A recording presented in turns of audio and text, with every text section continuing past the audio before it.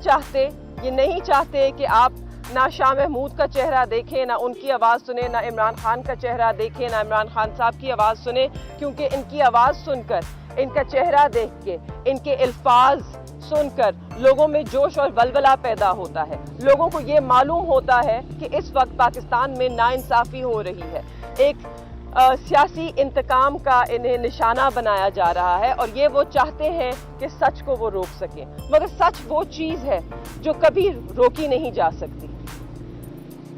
तो मैं सिर्फ यही कहना चाहूँगी कि मुझे बहुत अफसोस है, और इस बात का और भी अफसोस है कि किस तरह इस वक्त जो हमारा अदालती निज़ाम है, जो हमारे कानून अदालतों के अहकामात हैं, उनका मजाक किस तरह उड़ाया जा रहा है। ये वही 3 MPO का ऑर्डर है जिसके अंदर उन्हें 9 मई के बाद 2 दफ़ा गिरफ्तार किया गया, और जब उनको रिहाई मिली इसलिए मिली थी कि हाई कोर्ट ने ये ऑर्डर दिया था कि दोबारा इस MPO के तहत इन केसेस में उन्हें गिरफ्तार ना किया जाए। आज उस ऑर्डर की नफी करते हुए उन्होंने दोबारा ये ऑर्डर जारी किया है और दोबारा उन्हें गिरफ्तार किया है, और एक बहुत ही बदतमीज़ तरीके से गिरफ्तार किया है। मेरे वालिद एक ऐसे शख्स हैं जिन्होंने ना कभी किसी से बदतमीज़ी की है, ना कभी सख्त रवैया रखा है। आप सब इस बात के गवाह हैं।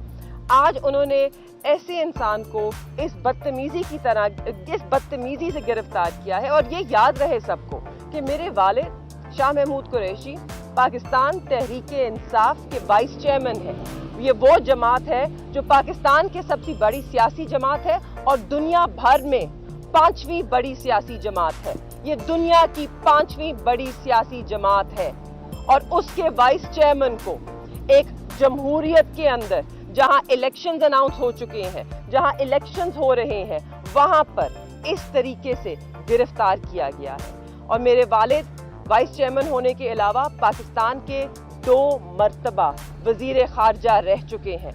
क्या ये तरीका मुनासिब था?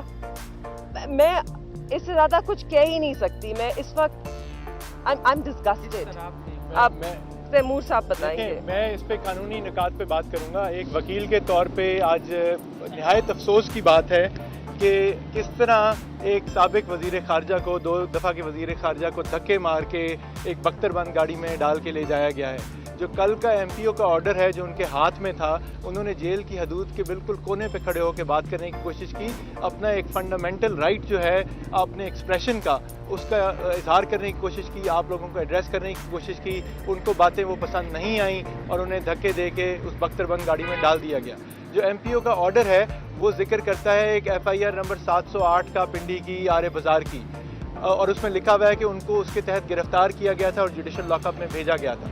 हमारी जहाँ तक मालूमात हैं, और हम शुरू से उनके साथ चल रहे हैं इस चीज़ में, उनको कभी किसी FIR के तहत गिरफ्तार नहीं किया गया था। तो वैसे ही उस MPO के ऑर्डर में गलत बयानी की गई है। अब जहाँ उनको लेके जाया गया है हमें इसका नहीं पता। अभी यहाँ पे साइफर ट्रायल की आपके पीछे अडियाला जेल के अंदर हेयरिंग है।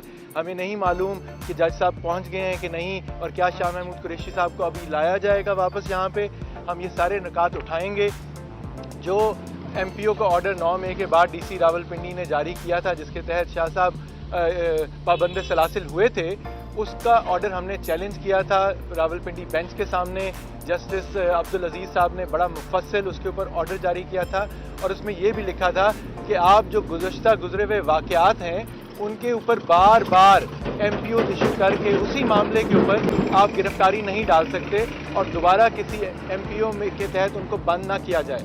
आज उसी DC रावलपिंडी के दफ्तर ने एक और MPO 7 महीने के बाद जारी करके साबिक वज़ीर ख़ारजा को दोबारा से डिटेन कर दिया है। तो जाहिर है ये चीज़ें सब चैलेंज होंगी, लेकिन सवाल तो ये है कि हम ये चैलेंज करेंगे तो फिर किस फ्रिवलेस केस के अंदर ये गिरफ्तारी डालेंगे, उसके बाद किस में डालेंगे।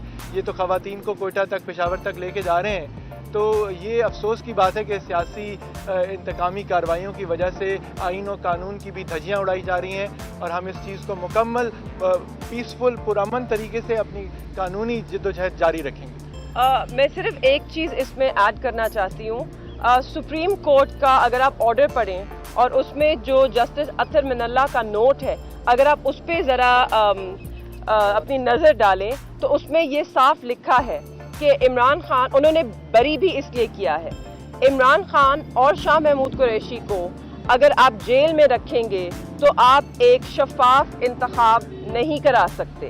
یہ جینیون الیکشنز کے لیے انہوں نے کہا ہے اور ایک جینیون ڈیموکریسی کے لیے ان کا باہر ہونا ضروری ہے. تو اس وقت اس ملک میں نہ کہ صرف ایک ہائی کورٹ مگر پاکستان کا جو سب سے اول کورٹ ہے سپریم کورٹ آف پاکستان, ان کے جسٹس اطہر من اللہ کا لکھا ہوا لفظ اس کی بھی یہ قدر نہیں کر رہے. مزید حالات حاضرہ سے باخبر رہنے کے لیے ہمارے channel I point T V کو سبسکرائب کریں.